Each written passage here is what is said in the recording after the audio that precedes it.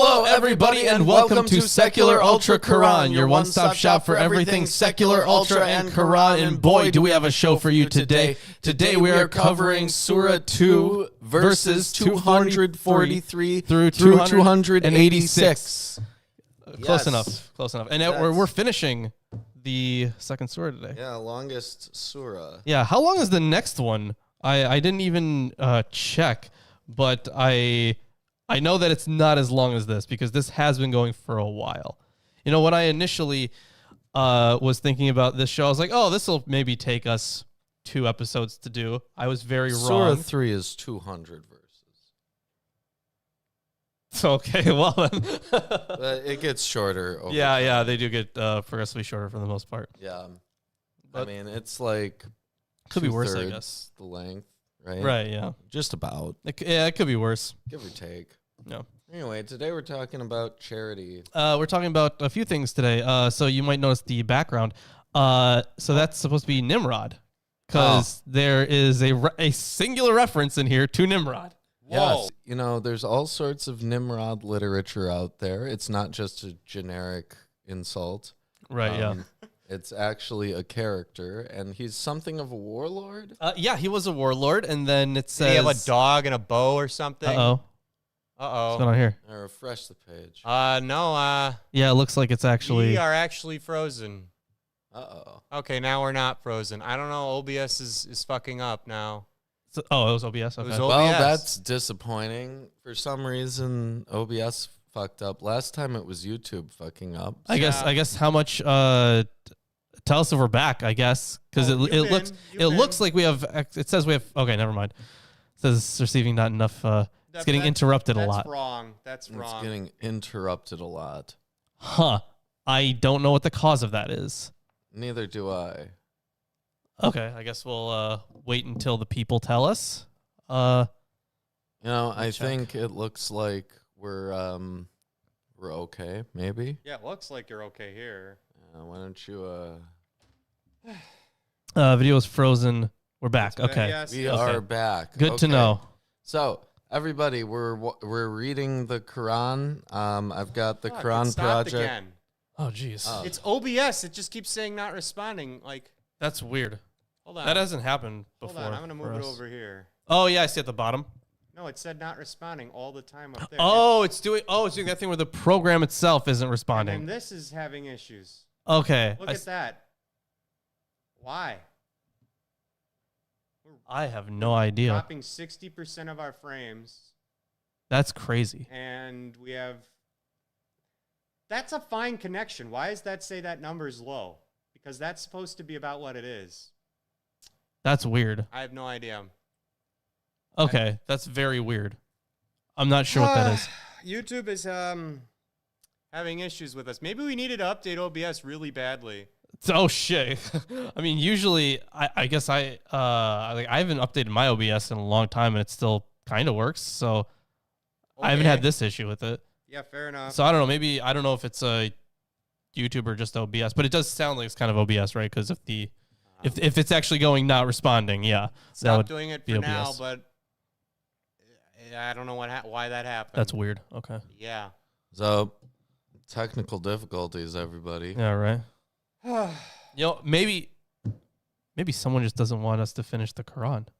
Someone who could possibly conspire against us. Abraham. Yeah. The ghost of Abraham. Yeah. The ghost in the machine in OBS is Abraham. Yeah. Oh, yeah. That was the newest conspiracy theory I heard. Jesus. Okay. Just now. That you made up. I heard it just now. Anyways, I got the Study Quran and the Quran Project Quran and the Penguin Classics Quran. We got the thematic commentary on the Quran. We also have the Holy Quran from Abdullah Yusuf Ali and the Quran from Maulana Muhammad Ali and the Quran in the Bible from Gabriel Said Reynolds. And boy, oh boy, are you excited to finish the long one? You know, it'd be nice. It will be nice. So why don't I hop into it? Yeah, with the 243. 243. Let's see. There's a lot of commentary in this one, so it's actually hard to get to the correct page. But Oh, okay. anyways, 243. Hast thou not seen those who left their homes by the thousands, fearing death? Whereupon God said to them, Die! Then revived them. Truly, God is possessed of bounty for mankind, but most of mankind do not give thanks. What are they talking about? It's related that this verse refers to a group among the children of Israel who fled a plague or war, apparently in disobedience, in order to reach a place of safety, but were nevertheless caused to die, after which a prophet was sent to revive them. In this context, some commentators mention that the Prophet Muhammad commanded people not to flee a place where there was a plague, or to travel to a place where there was a plague. Some say that the historical people or time is unimportant, as the theme of the verse is that God has power over life and death over human beings, that they cannot determine their own life and death, that the prophet and believers should take a lesson from this fact, especially since the subsequent verse mentions a command to fight in the way of God. Yeah, it kind of looks like some people were basically thinking that they were doomed to die, and then Allah, being oh so amazing, was like, you know what, you're fine actually. Yes, and yeah, thousands. This commentator also wanted to relate that some commentators see the verse as a reference to the story in Ezekiel 37, the Valley of Dry Bones. Yes, well, I mean, I guess let's see. This passage may ultimately be. Wait, hold on.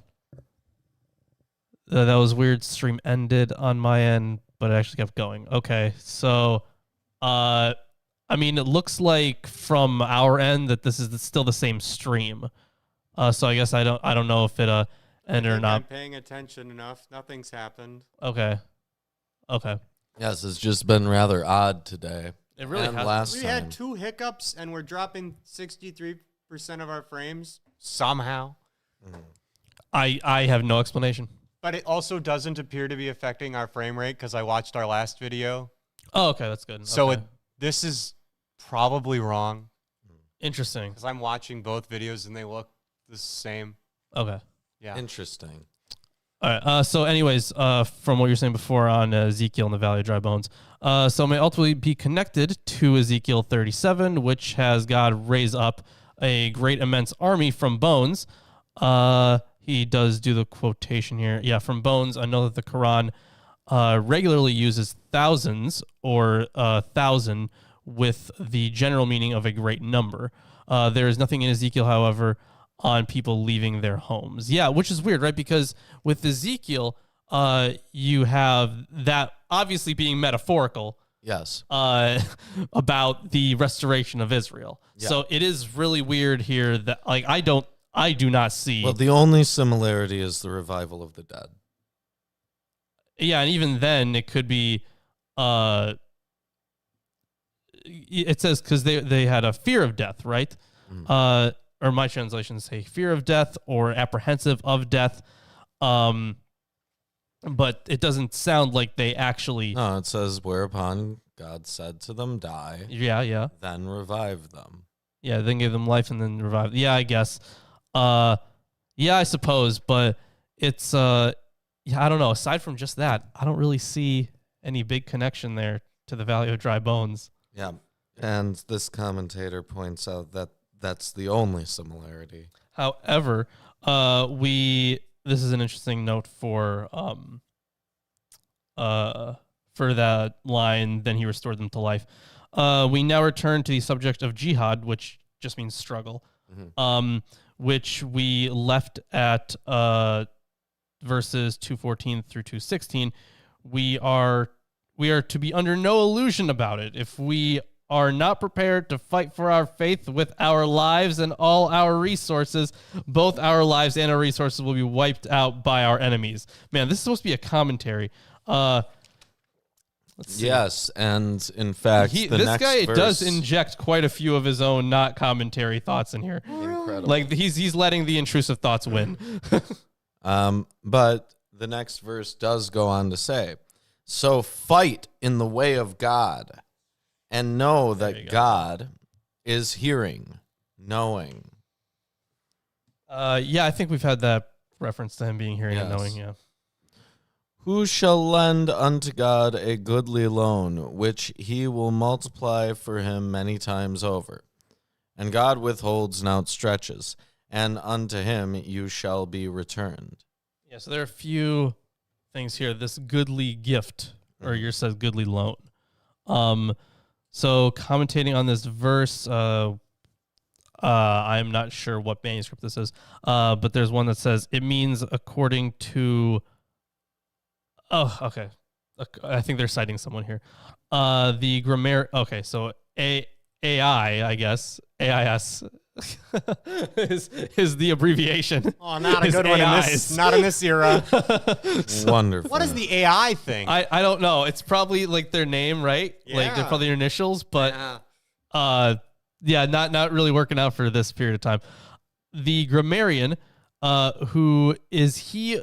Yeah, who is he who will offer unto God a good action or gift or anything for which a requital may be sought? Or as Ach, one of the most famous grammarians says, who will do a good action by following and obeying the command of God.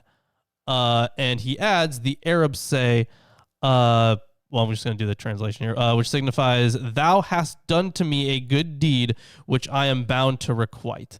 So it's kind of like they have to, this, I feel like we've gotten this into the Bible before, right? Where, maybe not in the Bible, or at least some religious literature, where you put in a certain amount of work or a certain amount of something, and then that's how much good you'll get back.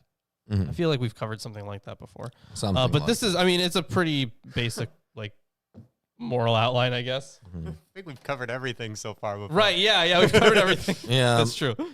Hast thou not seen the assembly of the children of Israel after Moses? When they said to a prophet of theirs, raise up a king for us, that we may fight in the way of God. He said, might it be that, were fighting prescribed for you, you would not fight? They said, and why should we fight? Why should we not fight in the way of God, having been expelled from our homes and away from our children? Then, when fighting was prescribed from them, they turned back, save a few among them, and God knows well the wrongdoers. Yeah, so the when it says here, raise up a king for us, if you remember the Deuteronomistic history.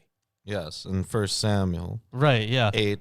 8:19 through 20. Yeah, so that's when they would have, been screaming for a king, and God was like, you're not going to like it, but okay, if that's what you really want, and eventually we get to David and that whole dynasty.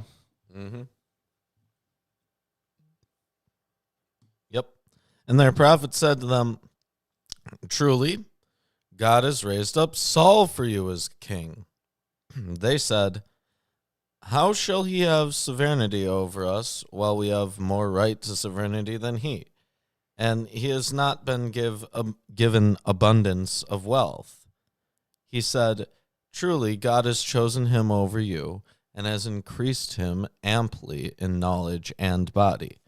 And God gives his sovereignty to whomever he will. And God is all-encompassing, knowing. Wow, okay. So Saul's low social status, which here is the source of the Israelites' disdain for his kingship, is mentioned by Saul himself when Samuel first speaks to him in 1 Samuel 9:21. Saul answered, I am only a Benjaminite. In fact, maybe you should read it because you've got a Bible in front of you. Yeah, you said 1 Samuel 9:21. Yes. Okay, let's see. 1 Samuel 9. Okay, so I'm going to give a little bit of the context here. So, yeah, as for your donkeys that were lost 3 days ago, do not set your mind on them, for they have been found, and for whom is all that is desirable in and for whom is all that is desirable in Israel? Is it not for you and for all your father's house? Saul answered, Am I not a Benjaminite from the least of the tribes of Israel? And is not my clan the humblest of all the clans of the tribe of Benjamin? Why then have you spoken to me in this way? So if you remember, not too long before this, what happened with Benjamin at the end of the book of Judges? It was the Benjaminite War. That's where the dude cut up. Yes, he cut woman, the yeah. body into many pieces because the Benjamite had been responsible for. Right, yeah, because I think he was in the land, right? Yeah. So he was like, well, I'm going to turn everyone against you. So, yeah, that was a crazy story. Yeah, it was. And then open it up again Oh, all right. to 1 Samuel 10:27, because this is an important theme for Saul. All right, 10:27. Let's see. Okay, well, I'll start from the beginning of the paragraph. Then Samuel told the people the rights and duties of the kingship, and he wrote them in a book and laid it up before the Lord. Then Samuel sent all the people away, each one to his home. Saul also went to his home at Gibeah, and with him went men of valor whose hearts God had touched. But some worthless fellows said, How can this man save us? And they despised him and brought him no present, but he held his peace. That was the last section there was verse 27. Okay. So the basis for their aversion to Saul as a king is similar to that of the aversion of the Quraysh and the Jews to Muhammad at his election as a prophet, namely his lack of wealth and status among the Quraysh and his non-Jewish lineage among the Jews. In the case of Saul, the commentators understand this account to mean that Saul was neither a kingly nor a priestly line, but hailed from the tribe of Benjamin. Saul's intelligence and physical prowess were intrinsic qualities useful for a good leader. The status and wealth expected by the people would be qualities extrinsic to any man, accidental to his nature. Are we just checking? Are we still good on the stream? Because we're getting the little. We're still good. There's no issue, yeah. Okay, yeah, because it gives us on the YouTube side like a little error thing. But if OBS is showing that we're still going, then we're still going. So is the visual. yeah. Yeah. Yes, Yeah. We're indeed. good. And their prophet said to them, Truly the sign of his severity shall be that the ark come to you bearing tranquility from your Lord, and a remnant left by the house of Moses and the house of Aaron, borne by the angels. Truly in that is a sign for you if you are believers. Yeah, so the Quran seems to imply that Saul will bring forth the ark as a sign of his kingship. In the biblical account, the ark is lost to the Philistines before Saul becomes a king. And then after it brings all sorts of woes on the Philistines installed at Kiriath Jearim, it is David, not Saul, who eventually brings the ark back to Jerusalem. That's where he like dances and all that. Mm-hmm. So yeah, it is interesting here. But I think when it says here that, the sign of his kingdom is that there shall come to you the heart in which there is tranquility from your Lord, and the best of what the followers of Moses and the followers of Aaron have left. So this translation doesn't include the ark, and then indeed, the sign of his kingship shall be that the ark will come to you. So it is interesting how they actually have a different translation in one of these. Mm-hmm. Let's see what else. Checking my third translation. What is it? That's verse 248. So another translation. Yeah, a sign of his authority is that there shall come to you the ark of the covenant, with an assurance therein of security. So let's see, the Ark of the Covenant. So yeah, they're talking about the chest, the fact that it's a chest, contain the testimony of God, or is supposed to contain the tablets, but also supposed to be like a footstool for God. This is where God's presence is, right? The Ark of the Covenant. So it's literally like almost his throne, but just part of his throne, which I actually think the historical Ark of the Covenant was probably just part of, or maybe we would have referred to a statue of Yahweh. There was actually it's funny. I gave there's this Muslim guy that comes into my work often, and we got to talking about the historicity of some of these people. So I was like, hey, biblical scholars are pretty sure there was never a Moses, and he's like, what? That's crazy. So then I gave him a book on it was Thomas Romer's The Invention of God. So he was like, here's like a very good breakdown of like textual history and like biblical archaeology, like all like the topics are in here. Yeah. And it's a good treatment of these topics. So whenever he is done reading that book, I will report to you his response. But well, hopefully he doesn't just think it's full of lies. Well, right, yeah, let's hope. Although there was another guy at work who was convinced that the original Torah never could have mentioned slavery because he thinks that the Bible's been corrupted and that I know, right? And because he believes that slavery is wrong and the original message, right, would never have had slavery, he thinks that the words of Moses would never include those things. So even though I'm like, hey, we actually have a lot of textual evidence to support these exact things, like there's no like ambiguity in manuscripts or anything like that. No. He's like, I just don't believe it. Like I just can't. So it's like a denial of the evidence, like all the evidence that we have at least. Yes, outright denial of evidence. That's a DOE attack. It's commonplace. Instead of denial of service, DOS. Yeah. DOE, denial of evidence. Oh, okay. Yeah. Thank you for explaining that. It was a stupid security joke, whatever. Anyways. And when Saul set out with the hosts, he said, truly God will try you with a stream. Whosoever drinks from it is not of me, and whosoever tastes not of it is of me, save one who scoops out a handful. But they drank Odes of Solomon. Sorry, it's not Odes of Solomon, but it is quite funny. But they drank from it, save a few among them. So when he crossed it, he and those who believed with him, they said, we have no power today against Goliath and his hosts. Those who deemed they would meet their Lord said, how many a small company have overcome a large company by God's leave? And God is with the patient. So there was a time where like Goliath, or like it was believed that Goliath was like, I mean, he's described as being very tall, right? Mm-hmm. What? But like, yeah, right, crazy. There was this whole thing, this whole idea about the Rephaim being like this race of giants, right?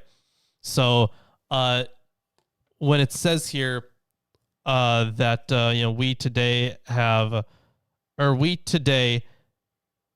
we have today no power against Goliath and his forces. So like, do you think that could be, not referring to giants specifically, but do you think that could be referring to like the same, what was his tribe? It was the Philistines, of Gath. Gath. It was the Philistines, right?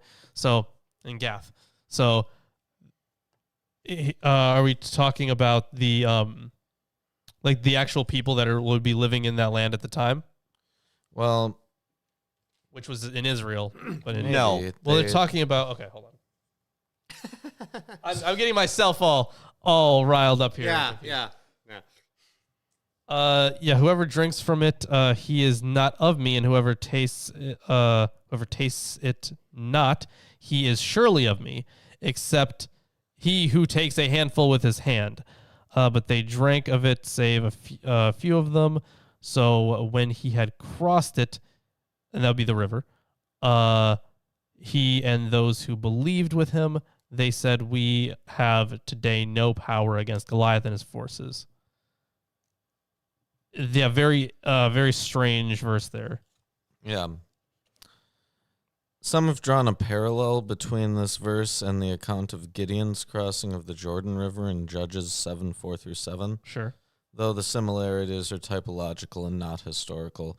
In the Gideon account, the test was known to Gideon alone. The army was not aware that they were being divided into two categories, those who drank with their mouths and those who did so with their hands. And the purpose was to reduce the army's numbers and to 300 men. Oh, so that's as to right. Show the That's will of right. God It that was can okay. carry It out was a the small reference. number of fighters.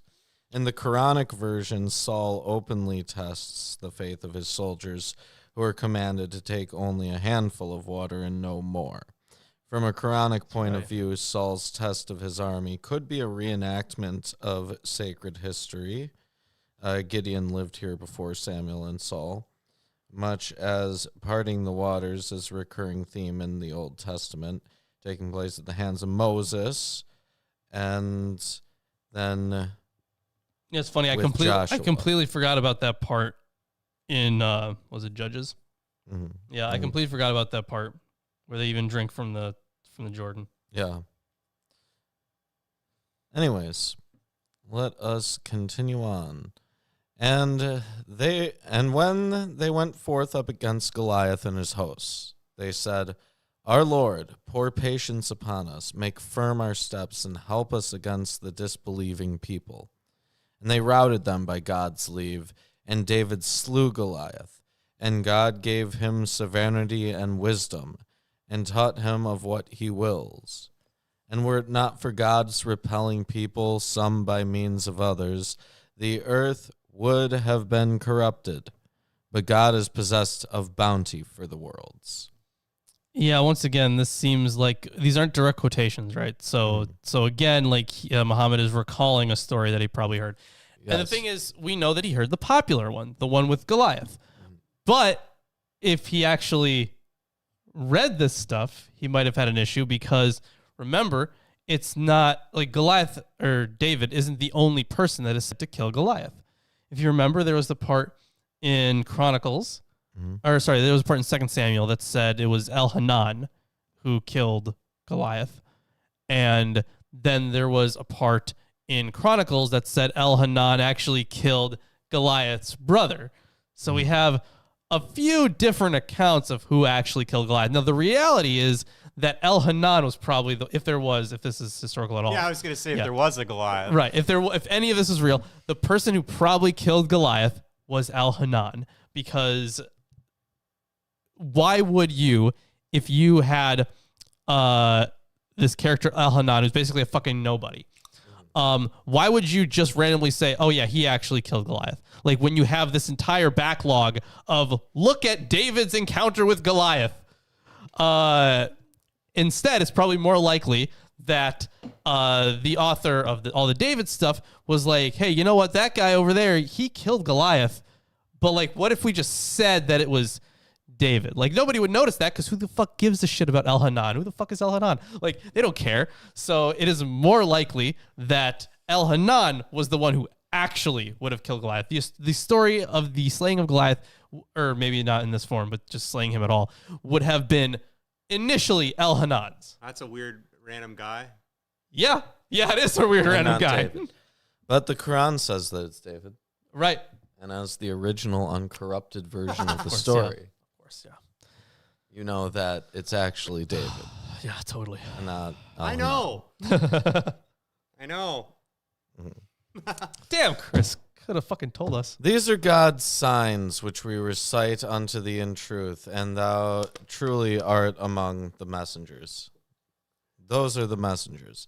We have favored some above others. Among them are those to whom God spoke, and some he raised up in ranks. And we gave Jesus, son of Mary, clear proofs and strengthened him with the Holy Spirit. Had God so willed, those who came after them would not have fought one another after the clear proofs that had come to them. But they differed. Among them there were those who believed, and among them were those who disbelieved. You know, And it is God- really nice that Muhammad is including the Holy Spirit in this one, even though like he doesn't accept to the same degree that the Christians at the time would. He's throwing it in there. He's being as non-controversial with that one as possible. And had God so willed, they would have not fought one another, but God does as he wills. Yeah. Lots of prophets. Some better than others. Yep. Jesus' strengthening in the Holy Spirit is also mentioned in verse 87 and 5:110. Holy Spirit is also mentioned in connection with Muhammad in 16:102. Oh, interesting. Okay. We'll have to... I mean, I'm guessing it's probably a more rational view of the Holy Spirit where it's like literally just a thing that pushes you into doing something good. And that's where you'd be wrong. Oh, fuck. O you who believe, spend from that which we have provided you before a day comes wherein there shall be neither bargaining nor friendship nor intercession. And the disbelievers, they are the wrongdoers. Well, I mean, yeah. I guess we really fucked up here, right? Yep. We're bad guys. Yep. That's us. Evil. You're going to have to get over that, guys. Yep.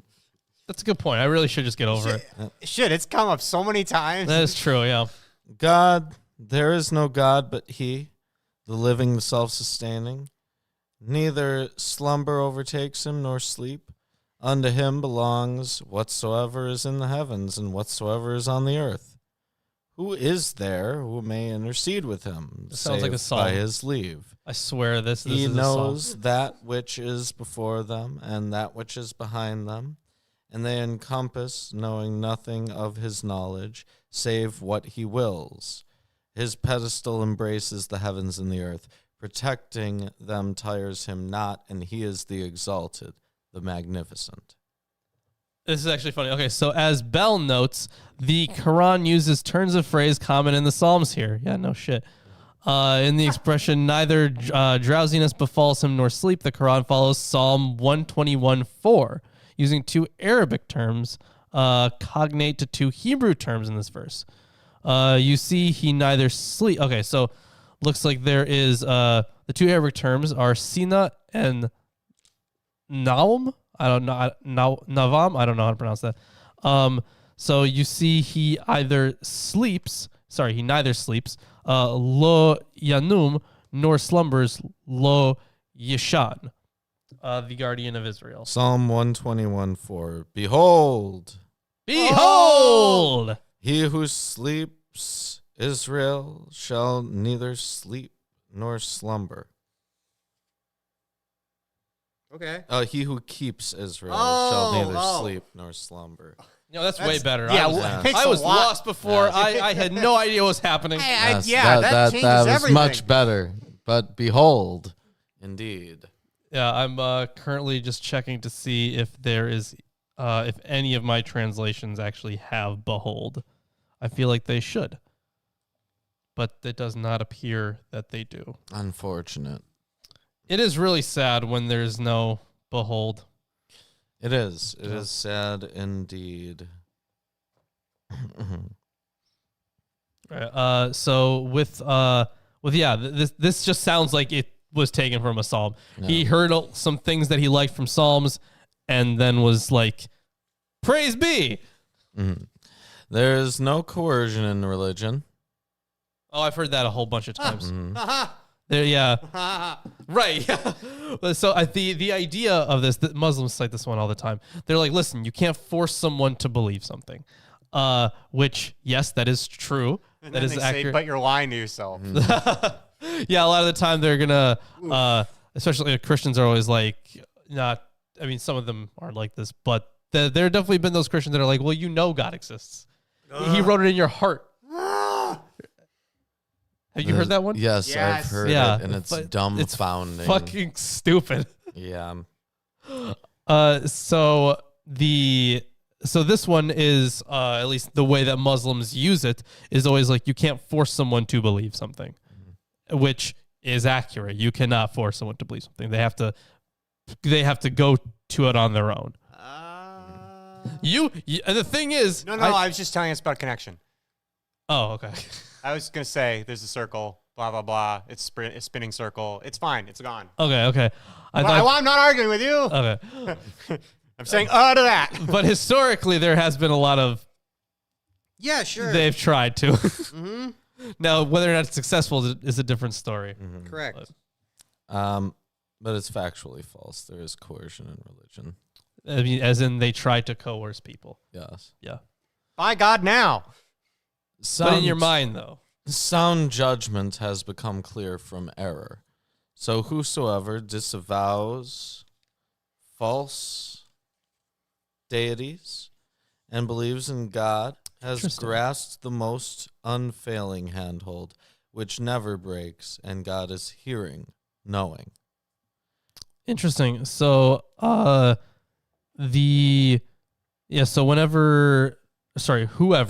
disbelieves in the devil and believes in Allah.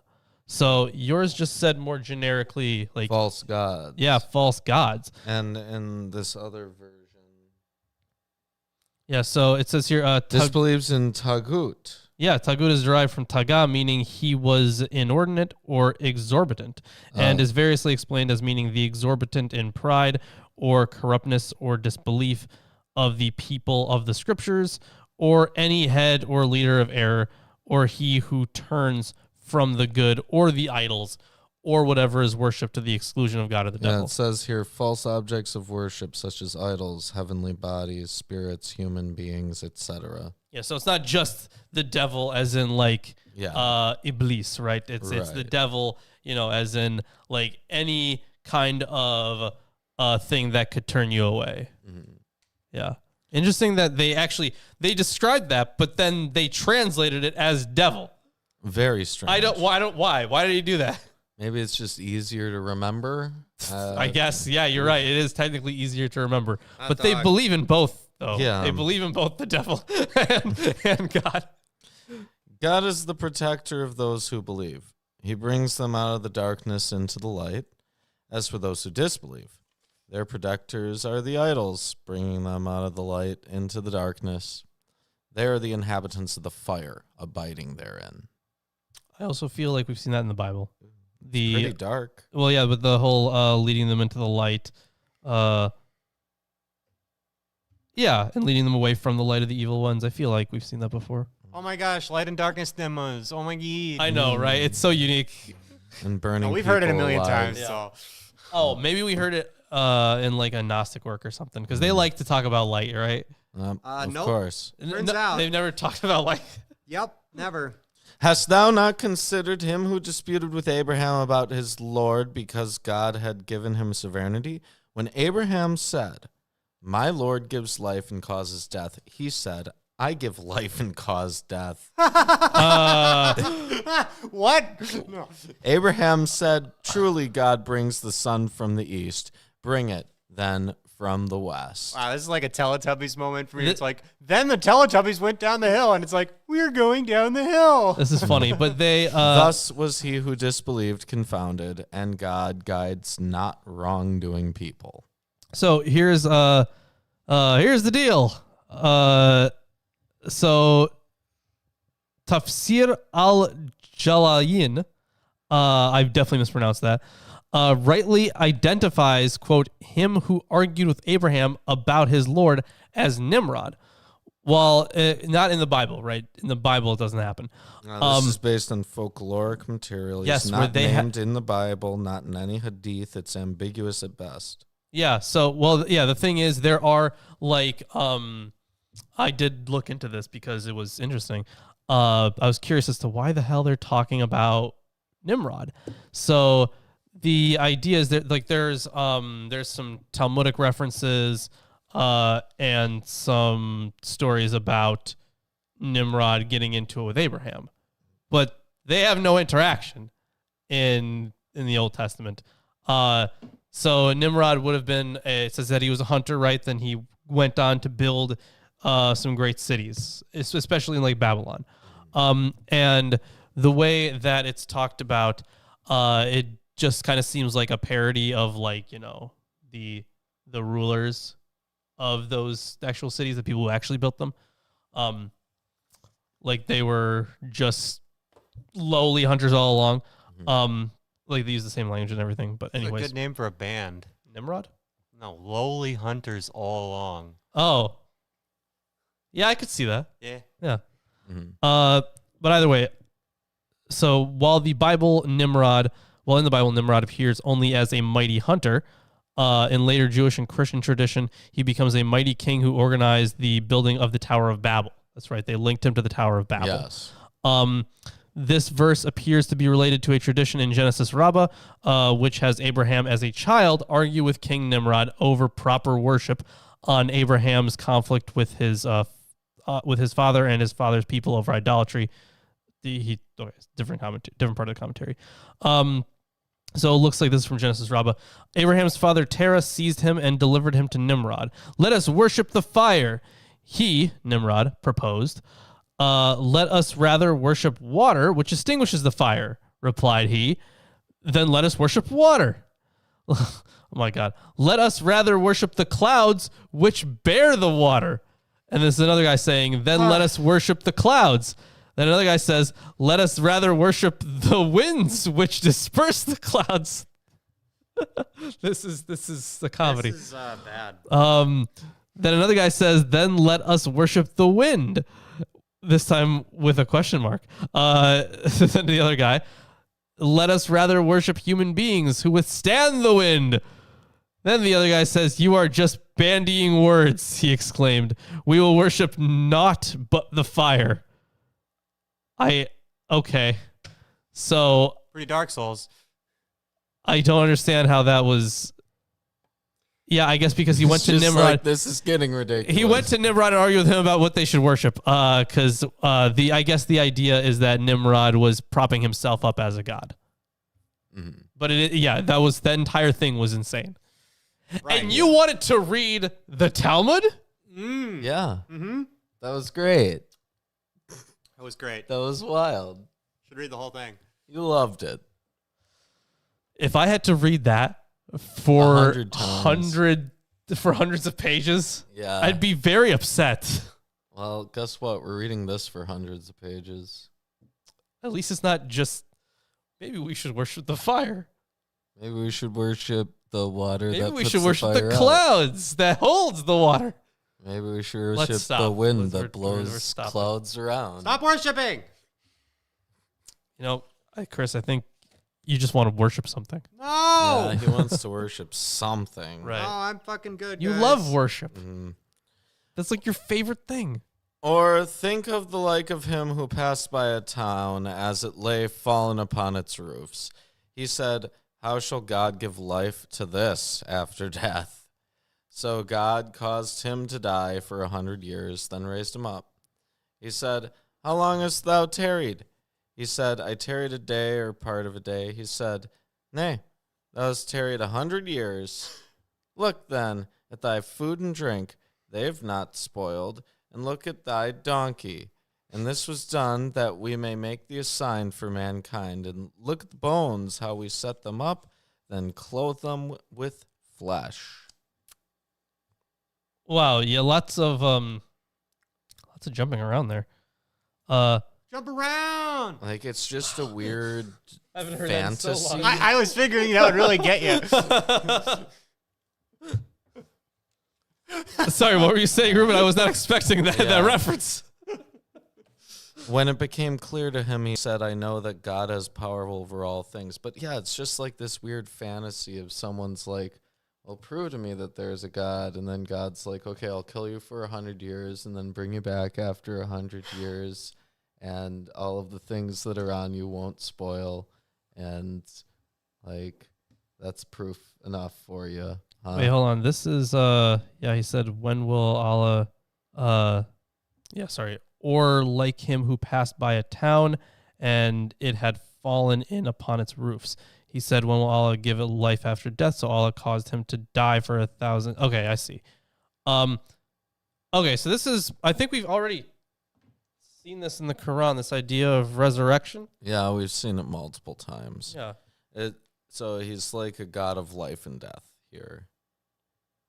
Right, yeah. So this is kind of taking, you know, in the Bible, right, he already was a God of life and death, right? He had the book of life, but he also had the book of death. But here he just like willy-nilly kills Right. people, This brings is it back to life. All the time. Like, this is like his second favorite thing. You know what? I think maybe part of it is like pushback against the Christians in the area. Right, because the resurrection is such a big theme for them. So how do we disempower that other than by making it like a Just say, regular miracle occurrence that happens over and over and over and over again? Right, yeah. So, like, just have it be not just an over and over again thing, but also give the power not to the person resurrected, but to God. Yeah. So, yeah, make it not about Jesus. Mm-hmm. What was the other verse that we covered earlier that also had the resurrection? It had like one. Was it one person? I'm resurrecting? not sure. It was earlier. There was like an Ezekiel. Yeah, the thing that was not actually a reference to Ezekiel. Mm-hmm. But it kind of sounded like it could be once upon a time. Yeah. 243. Was that? That was our very first verse. Mm-hmm. Yeah, I guess. Okay. I'm just writing some of these down. Anyways. And when Abraham said, "My Lord, show me how thou givest life to the dead," he said, "Dost thou not believe?" He said, "Yea, indeed, but so that my heart can be at peace." He said, "Take 4 birds and make them be drawn to thee. Then take a piece of them on every mountain, then call them. They will come to thee in haste, and know that God is mighty wise." And I guess it's just implied that he does this. Right. Yeah. They love doing that. Mm-hmm. So this, here the Quran again illustrates, his power over life and death, of course. By referring to the biblical tradition, the tradition is related to Genesis 15. It almost reminds me of the Apocalypse of Abraham. Right, yeah. Because in the Apocalypse of Abraham, he also goes up on that bird, right? Yeah. He's on a mountain. He takes the bird. The bird carries him to God. But there's also, so there's no reference here directly to that, but go to, do you have a Bible on you? Yeah, I guess you do. Was it the New King James? Mm-hmm. Awful. So you go to Genesis 15. Yeah, it says where Abraham, so it would be Abram at the time, right, is commanded to sacrifice 4 animals. So this is in Genesis 15:9, or sorry, start with 15:6. So 15:6 through 11. Genesis, starting with Genesis 15:6.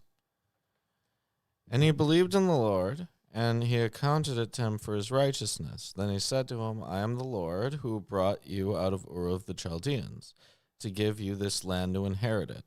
And he said, "Lord God, how shall I know that I will inherit it?" And he said to him, "Bring me a 3-year-old heifer, a 3-year-old female goat, a 3-year-old ram, a turtle dove, and a young pigeon." He brought all of these to him and cut them in 2 down the middle and placed each piece opposite the other, but did not cut the birds in 2. And when the vultures came down the carcasses, Abraham drove them away. Okay. So that's the reference here to those 4 animals. Yep. The parable of those who spend their wealth in the way of God is that of a grain that grows 7 ears. In every ear 100 grains. And God multiplies for whomsoever he will, and God is all encompassing, knowing. Okay, yeah, this is basic expansion of things that you're given. Mm-hmm. And I think this is like the whole be fruitful and multiply thing, the whole like your good things you do will be given back to you like sevenfold, right? So it's just an expansion of that idea. Mm-hmm. Those who spend their wealth in the way of God and then follow not what they spent with preening or injury shall have their reward with the Lord, and no fear shall come upon them, nor shall they grieve. An honorable word and forgiveness are better than an act of charity followed by injury, and God is self-sufficient. Clement. Yeah, okay. It is interesting. I'm going to hand it off to you to start reading. Yeah, that's fair. So that was 263. Okay. Have fun. Yep. So in these verses of the Quran, and he's talking about the section from 261 to 65. So in these verses, the Quran seems to build on the gospel parable of the sower. So verse, okay, well, I guess I'll save for later, but the verse I'm about to read reflects the seed which falls on rock. And the other verses, 261 and 265 reflect the conclusion of that parable. And for example, in Luke 8:8, which compares believers to a crop which grows abundantly. So I will hop into my portion of the reading here. So this is on 264. Yes. The worst model of charity is one that gives only for appearance's sake. Well, yeah. And we'll see something like that. Oh, you who have faith. And I'm going to use the restroom myself. Wow, all right. Okay, so while you and Chris are off doing whatever in the bathroom together, I will just be here alone thinking about you two. Okay, fine. I see how it is.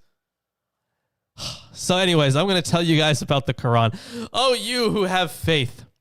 Do not render your charities void by reproaches and affronts, like those who spend their wealth to be seen by people and have no faith in God and the last day.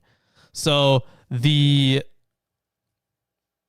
idea here being that not only is it building off the whole don't do this just for show thing, but at the same time,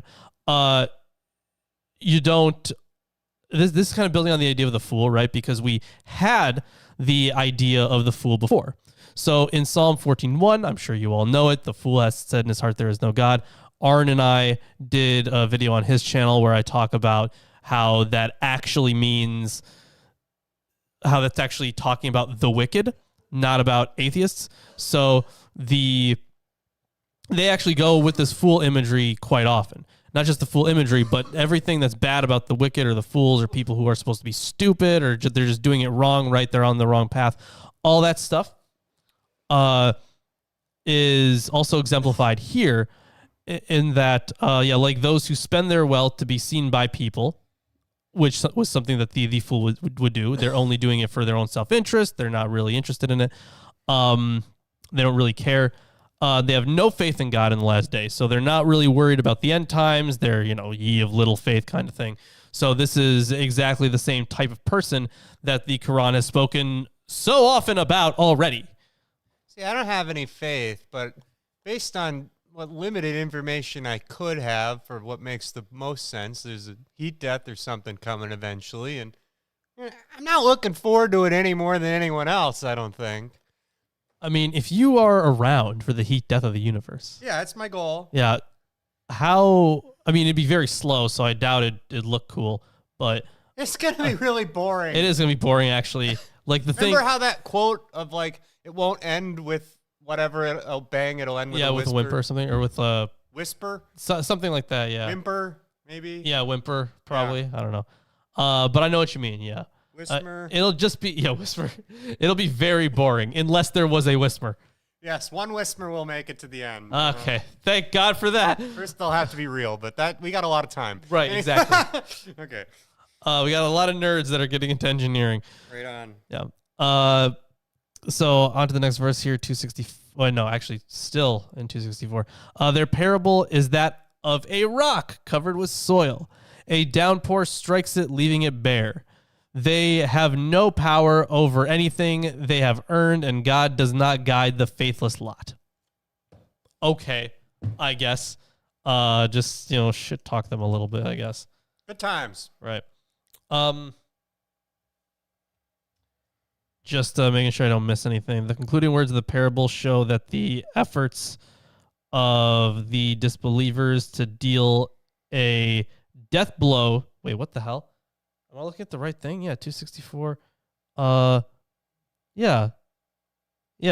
And God does not guide the faithless lot, and Allah guides not the disbeliever. Yeah, this is the same thing.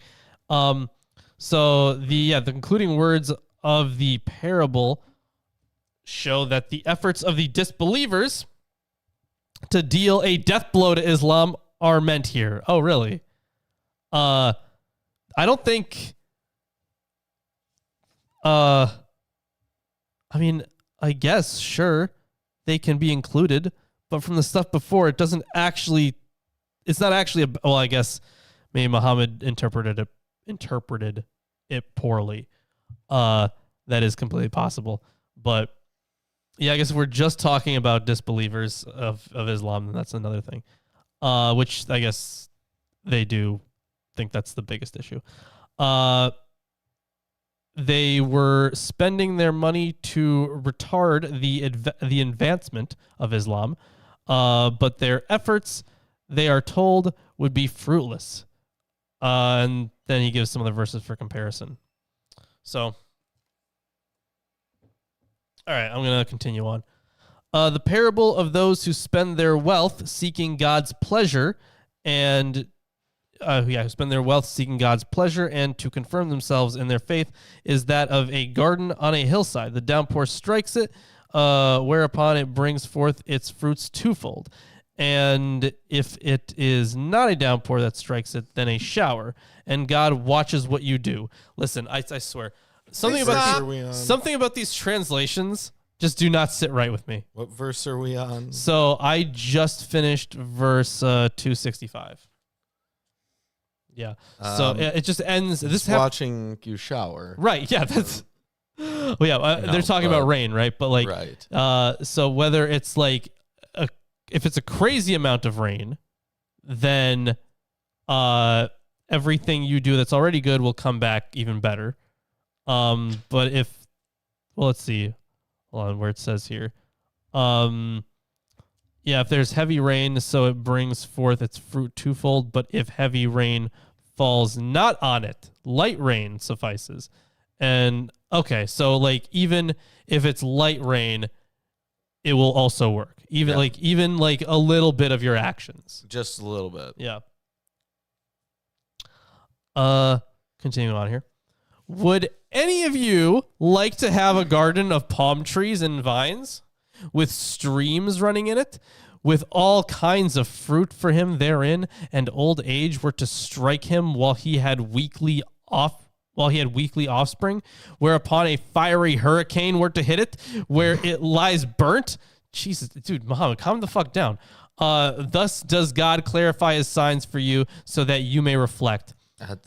For some, this verse is a parable of those who follow up their charitable giving with preening and injury, as mentioned in verse 264, meaning that at the end of their life, they will have nothing of value to leave behind, and nothing will bear fruit for them in the hereafter.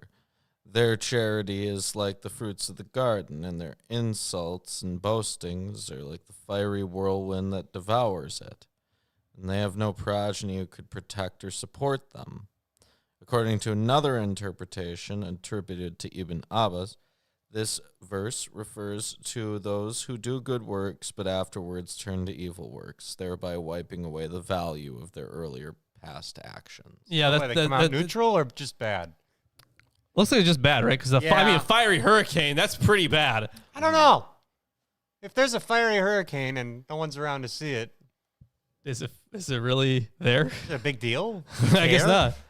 Nothing is on fire. Fire doesn't exist unless you're looking at it. You can look at it. No. From a safe distance. Let's say it's like from space. I suppose, yeah. And now what? Yeah, possibly. Yeah, you know what? Yeah, you're right. It doesn't exist. Got him. Yeah. So 267. Oh, you who have faith, spend of the good things you have earned through trade. I like this inclusion, through trade and the like, and of what we bring forth for you from the earth. And do not be of the mind to give the bad part of it, for you yourselves would not take it unless you ignore it. And know that God is all sufficient, all laudable. So, Yeah, so if you are would rewarded by God for doing good things, enjoy that reward that you get. sure, yeah, but also, yeah, the thing that we bring forth from the earth for you, and if there's a little bit of it that's bad, don't like. I don't know if this is interpreted as like don't. I wouldn't interpret this as don't take it out on somebody else, but when it says here that like, if something isn't good enough for you, don't give it to others. So this is this is pretty flexible, I guess. This could be used in many ways. The 267, yeah. It looks like no, there's really not much on it on that second part of the verse. No. Satan frightens you of poverty and prompts you to commit indecent acts. But God promises you his forgiveness and grace. And God is all bounteous, all knowing. So Satan frightening you of poverty. Now, Satan makes one dread poverty, causing one to refrain from giving to charity. And moreover, inspires one to commit other sins and acts of disobedience, whereas God causes the soul to remember forgiveness and generosity. Right. So this is okay. So the first part of verse 267 was kind of like a setup for how you should give, how much you should give, and what you should give. So the second part of that verse is literally like, don't give something away that you wouldn't have yourself. And then this next verse is, it makes sense if it's in the for almsgiving, right? I would also say, do you remember the Testament of Job? I do. Where Job was sleeping on a big pile of shit? Yes, a pile of manure. Yes, and his wife wanted him to, get a job, and he was like, "You're of the devil." Yep. That was really... Get thee back, Satan. That was very funny. So it kind of reminds me of that because, like, of how quickly he devolved into insanity. Yeah. It was pretty wild. Yeah. Good times. Yeah, now we're reading this. So 269, nice.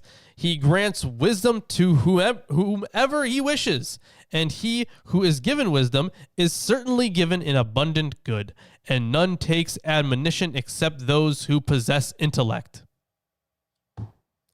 Sure, I guess this is a great way to explain people who follow the same religion as you but disagree with you.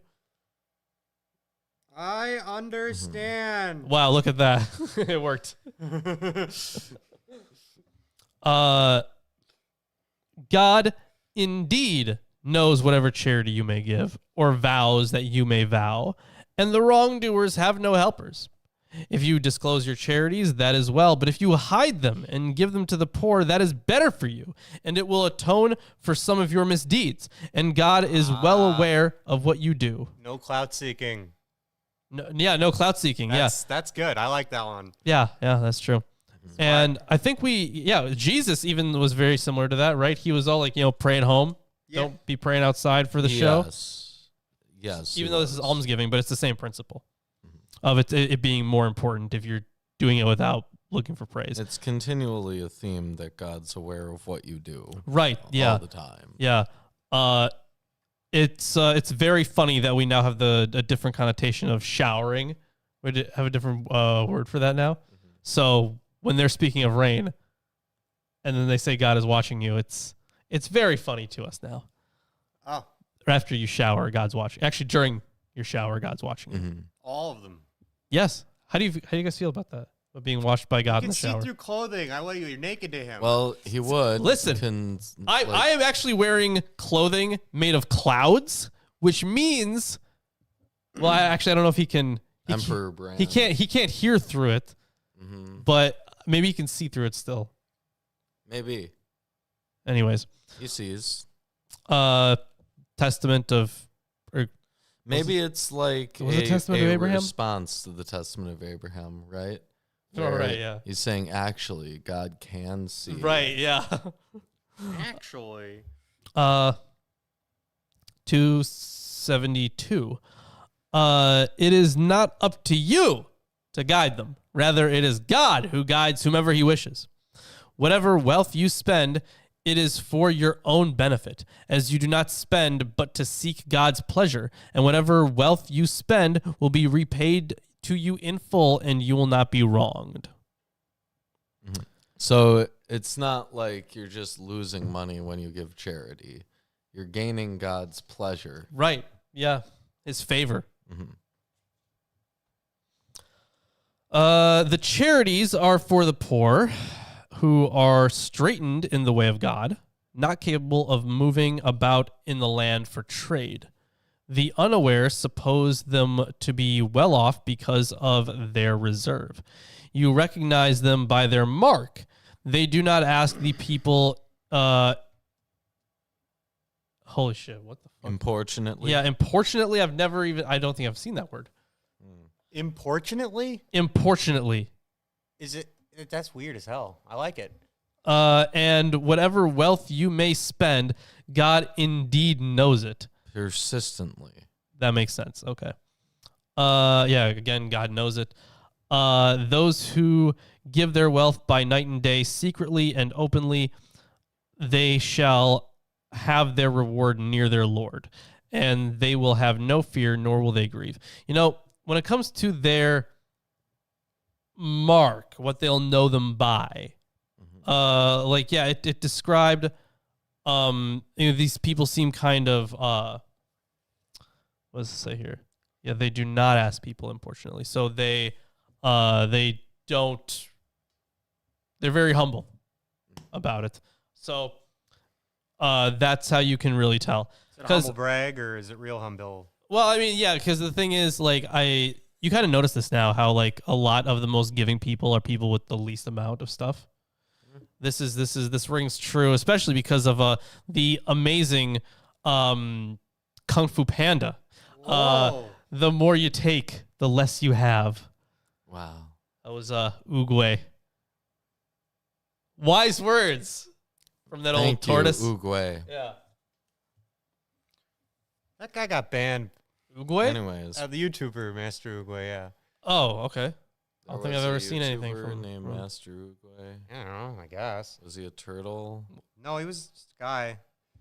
Nothing to do with a turtle. That may have been one of his initial legal issues was not actually being the turtle. Oh, wow. Great. Man, what a shame. Should have been a turtle. You know, discrediting stuff that was great. Whatever.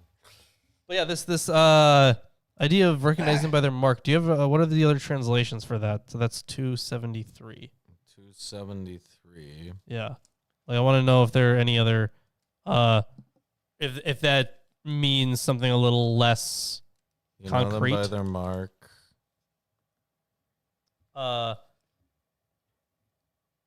Oh yeah, thou canst recognize them by their mark. Other verses mention people being known by their mark, including 48:29. Their mark upon their faces from the effect of prostration. Some interpret this mark to refer to the pallor of the hungry, or to other physical traits signaling exertion or difficulties. Some interpret mark to refer to the manifestations of the soul in one's physical body, especially in the face. Well, it has to be physical, right? Because you recognize them that way. Mm-hmm. So it would have to be physical. Yeah. But the whole recognizing them by their mark thing, you said that it's used in other verses? Yes. So I could totally see in different surahs as well. Okay, so if in those contexts, they always refer to like a mark from prostration, then I could totally see this as being like, well, you can tell that they are actually who they say they are because they're very devout, they're very faithful in some way. So that is an interesting interpretation. Well, Yes, it we're is. gonna go with that one for now. Yeah. And then I will have commentary when you get through verse 81. Okay.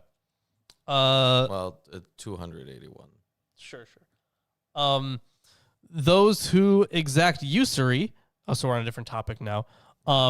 Those who exact usury will not stand, but like one deranged by the devil's touch. That is because they say trade is just like usury. It refers to how they're resurrected out of their graves. Many ahadith speak of the terrible consequences on the day of judgment for those who are guilty of this. They're resurrected in a maddened state of choking, or with bellies the size of houses with snakes coming out of them. Jesus Christ, hold on. Yeah, those who swallow usury cannot arise except as he arises, except as he arises, whom the devil prostrates by his touch. Yeah, it looks like riba, literally in excess or addition, means an addition over and above the principal sum that is lent, and includes usury as well as interest. The subject is introduced here very appropriately. I'm looking at the right verse, yeah. Very appropriately. For as charity is the broad basis of human sympathy, usury annihilates all sympathetic affection and leads to the extreme of miserliness. Thus, from one point of view, the subject of usury. I want to get to the devil portion. Hold on. Because yeah, we get it. Don't charge people. Here we go.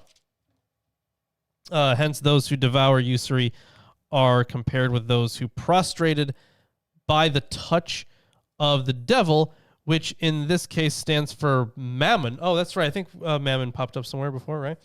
About wealth. Yeah, the prohibition of usury in Islam is a very wide subject and can may be noted in passing that Islam adopts the golden mean in all cases. It does not go to the extreme of the socialistic idea, which aims at the annihilation of all distinction of property rights. That's different. Let's see. Okay, so such is the institution of zakat, according to which 1/40 of the amassed wealth of every member of society is taken yearly to be distributed among the poor. Hence, zakat is particularly spoken of in connection with the subject in verse 277, which we'll get to. So it's interesting there that this mammon thing, right? That being the devil, or it being in connection with the devil.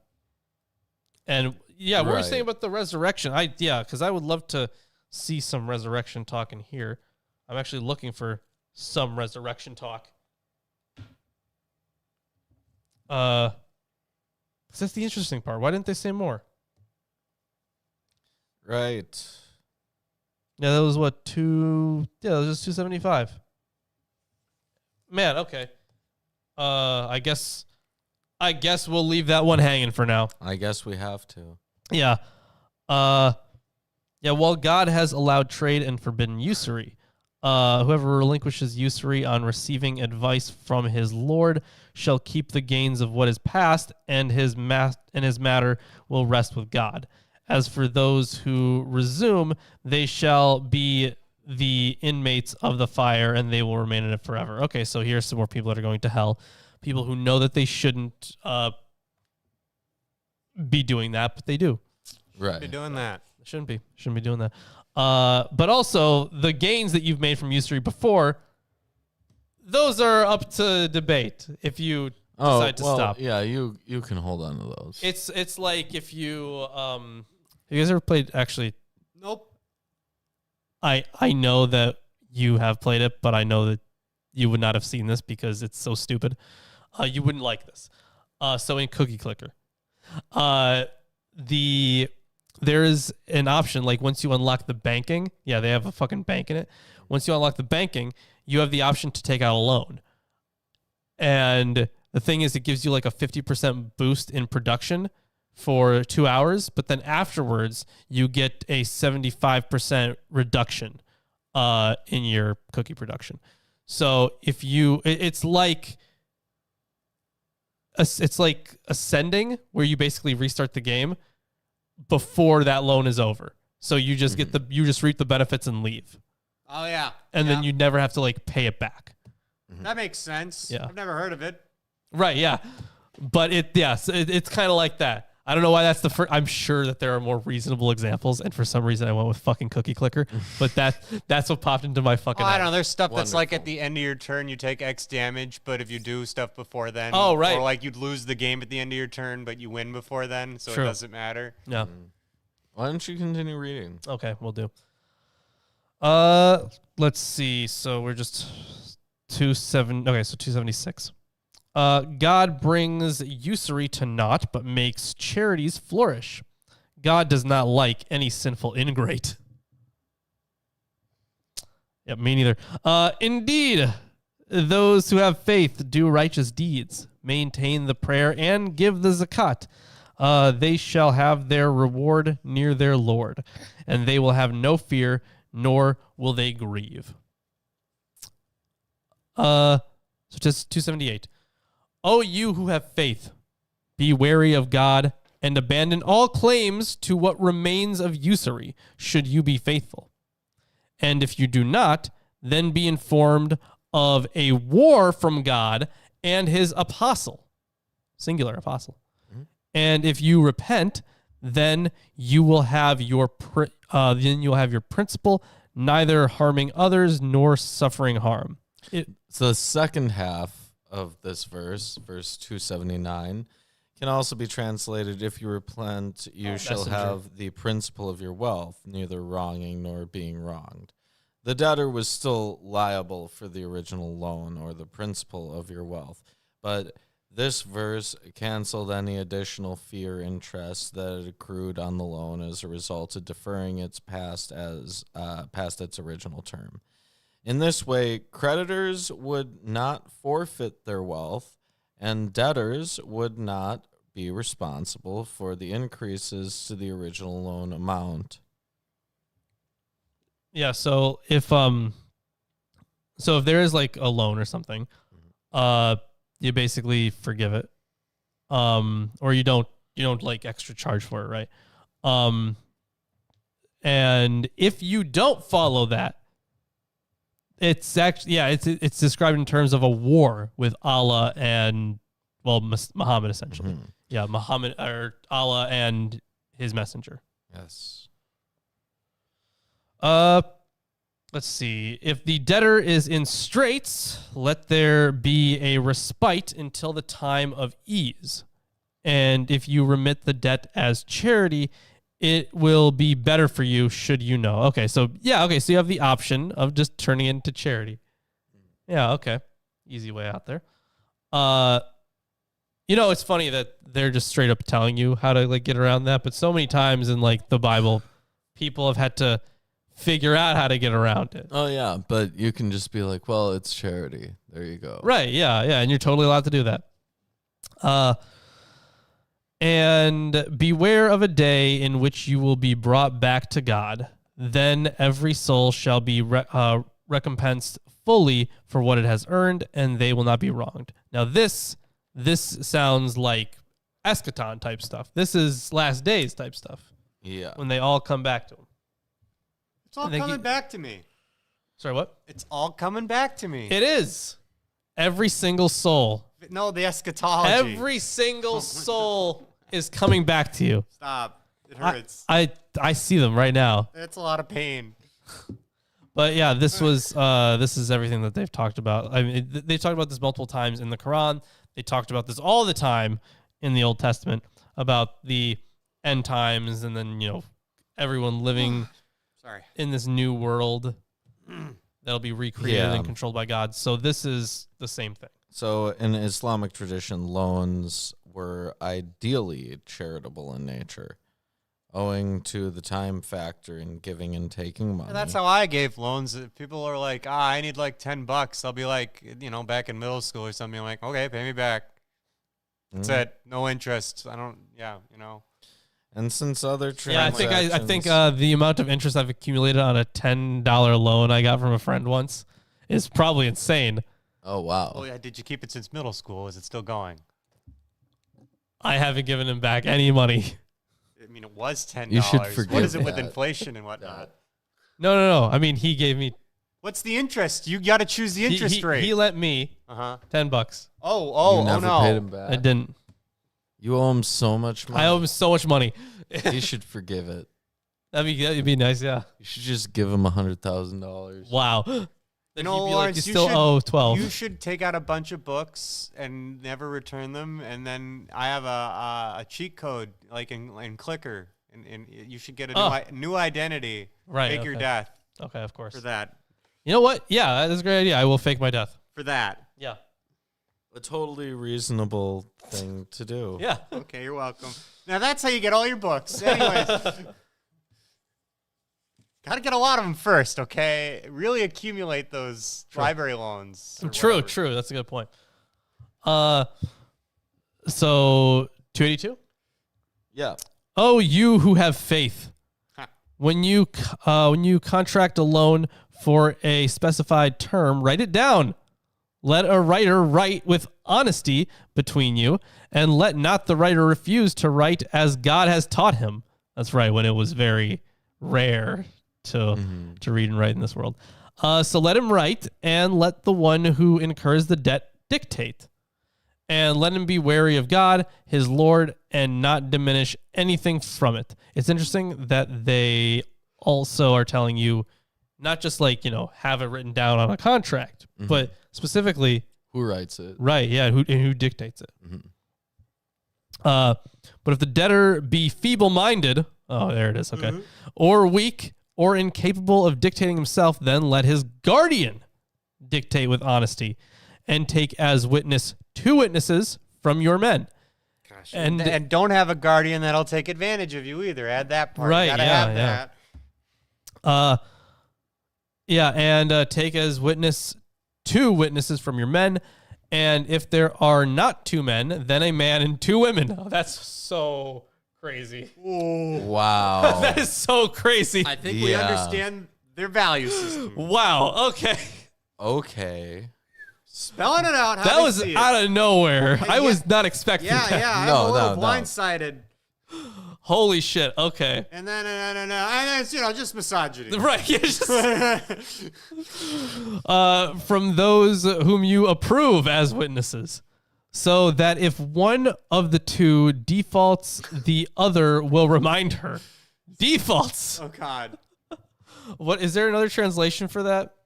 Was that in Um, 282's long? Okay. if one errs, the other can remind her. Okay.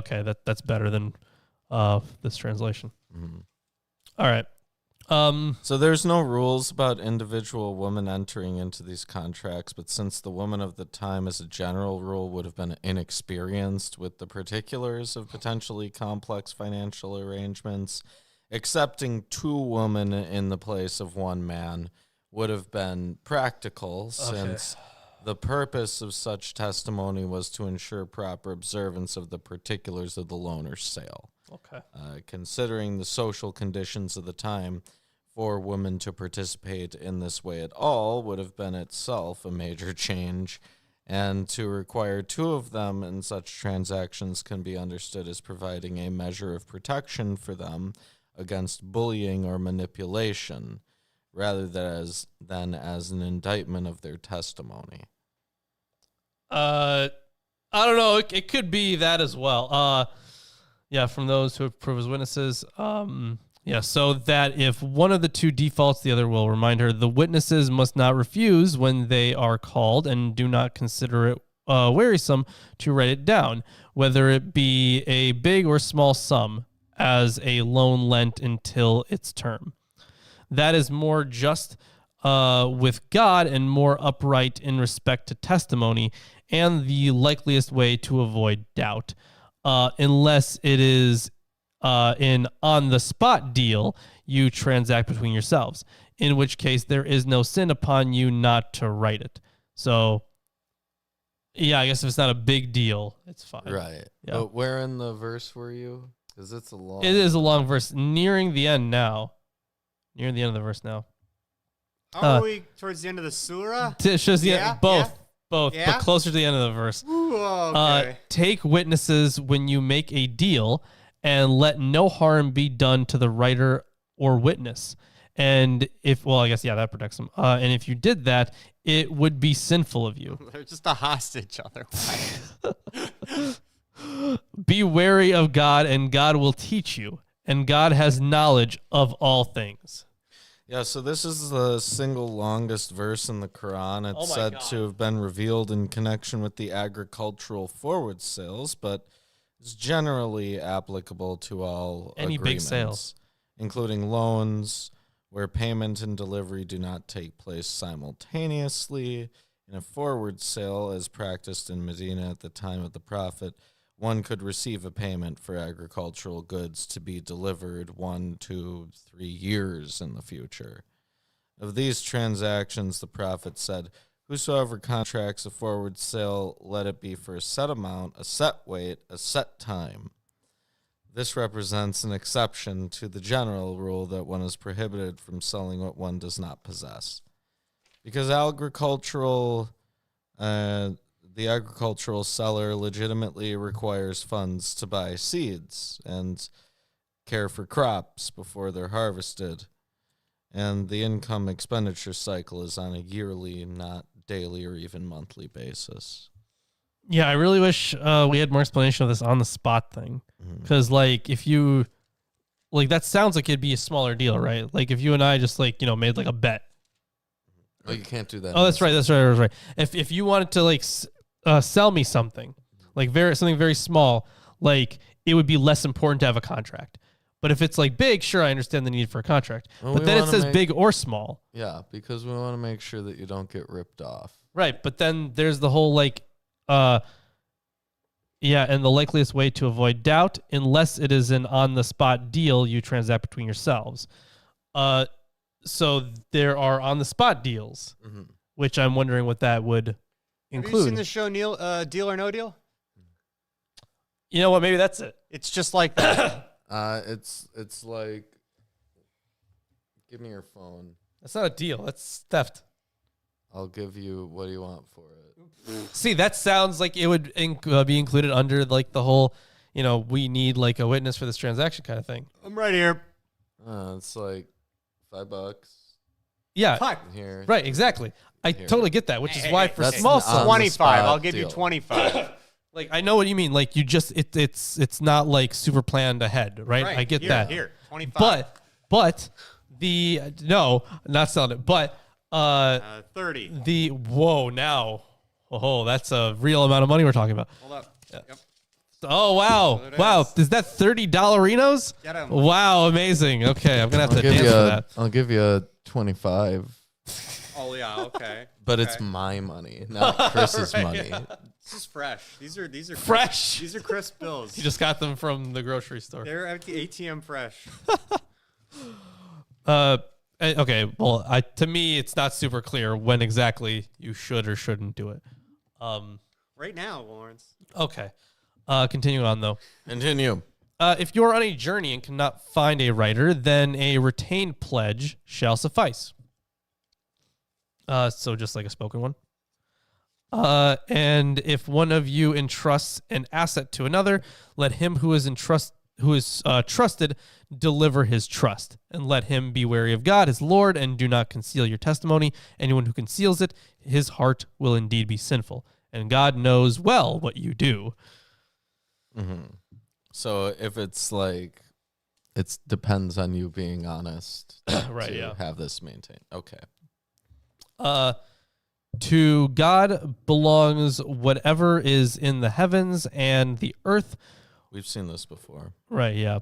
Whether you disclose what is in your heart or hide it, God will bring you to account for it. Then he will forgive whomever he wishes and punish whomever he wishes. And God has power over all things. Pretty basic. Mm-hmm. The apostle or the messenger, right? Yes, Yep. the messenger. And the faithful have faith in what has been sent down to him from his Lord. Each of them has faith in God, his angels, his scriptures, and his apostles or his messengers.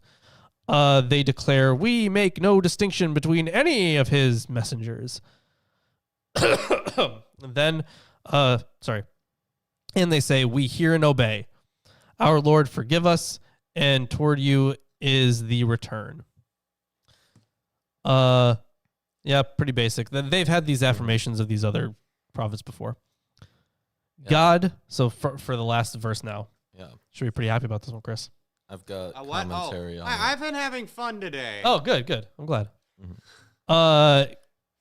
Don't mind talking about the legal codes of how many witnesses there should be. No, it's just been some surprising stuff, and then you throw in occasional random sexism and whatever. Yeah. Just curveballs. We're not expecting it. Yeah. It's a 286, last verse of the surah. God does not task any soul beyond its capacity. Whatever good it earns is to its own benefit, and whatever evil it incurs is to its own harm. Beautiful. Thank you. Our Lord, do not take us to task if we forget or make mistakes. Our Lord, do not place upon us a burden as you placed on those who were before us. Our Lord, do not lay upon us what we have no strength to bear. Excuse us, forgive us, and be merciful to us. You are our master, so help us against the faithless lot. These final two verses constitute some of the most often recited and memorized passages in the Quran, encompassing both the testament of faith and true belief in 285 and supplicatory prayer to God in 286. They're in fact often recited together. It is reported that the prophet said of these two verses, whosoever recites these two verses during the night, they will suffice him. And also, I was given these two verses that seal the cow, the Surah, Al-Baqarah, Yeah. from a storehouse beneath the throne. In another hadith, it said that during his night journey and ascension, the prophet was given three things: the 5 canonical prayers, the final 2 verses of the cow, and forgiveness of sins for any member of his community who does not ascribe partners to God. The 5 fundamental articles in Islamic faith, namely belief in God, angels, books, messengers, and return to God, and are summarized here. They're also listed in verse 177 and in Surah 4, verse 136. We make no distinction here is spoken by the believers and appears also in other verses. Beyond the question of ranking and equality, the statement of the believers that they make no distinction between the prophets is also meant to distinguish them from the Jews who rejected Jesus and Muhammad, and from the Christians who rejected Muhammad. So I want to point this out here real quick. So the next surah is Al Imran, and it is said to be, the name of this chapter is taken from the mention of Imran in verse 33. The house of Imran. Yeah, is the same as Amran, the father of Moses and Aaron. Yeah, it is appropriate title as the chapter deals with the departure of prophethood from the Mosaic dispensation. But it also goes on to say that the chapter opens with a statement relating to divine origin of the Holy Quran as well as the Torah and the Gospel. So we will have fun with this one. Yeah, so what did you think of Surah 2? I don't have much to compare it with because, So compare it to Pseudepigrapha, Apocrypha, the Bible. it started off very bouncy, very bouncy. going from one thing to another, but then it kind of brought it back for a little bit. And then it got a little bouncier, but then it brought it back. Even so, there doesn't seem to be any rhyme or reason on, for hold why on. it goes the directions it goes. It's just like kind of random stuff. At It all is, yeah. times. So like What's that, Chris? you're telling me it got knocked down Ah, and then it got up again. it did. Yes, that's exactly what happened. Yeah, it does go in random directions. And to me, at least, you can kind of tell that this was not written by a person who read these works that he's referencing. yeah, it goes way beyond like misquoting verses. Yeah, It's, yeah. like It's sometimes- completely mixing things. Yeah, exactly. It's mixing things up in different orders. Sometimes he's just wrong about what it is. So like these are clearly stories that this person heard this stuff around and then wrote some of it down. Or the Bible's wrong. Right, that Corrupted. is how Muslims interpret it. Yeah, they're literally like the Bible's just wrong. It's been corrupted. Every single thing they agree with is correct, and Muhammad says that it's true. But everything they don't agree with is corrupted. Indeed. What a great way to get around this. That explains everything. Right. Yep. Totally. Absolutely. So I hope everyone enjoyed the show today. Check us out on Patreon, on Discord, Teespring, Amazon Wishlist, YouTube. Yeah, YouTube. I'm sure you guys have never seen us on YouTube. Like, comment, subscribe, write us love letters. Ooh. Cute. You can send